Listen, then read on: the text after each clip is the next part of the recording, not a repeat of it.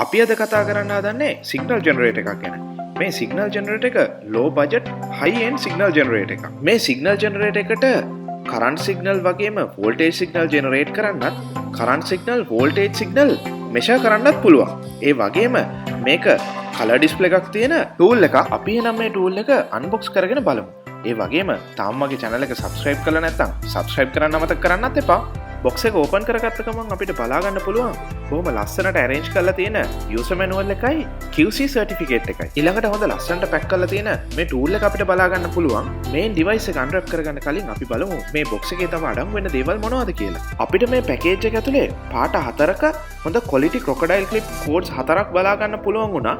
ඒත් එක්කම මේ device එකේ charging cable එක සහ charger එක බලා ගන්නත් පුළුවන් වුණා. අපි එහෙනම් මේ device එක unwrap කරගෙන බලමු. මේ device එක හරි සැහැල්ලුයි. ඒ වුණාට හොඳ build quality එකක් තියෙනවා. මේ device එකට lithium ion non removable battery එකක් එන්නේ. device එකේ උඩ ports 4ක් තියෙනවා.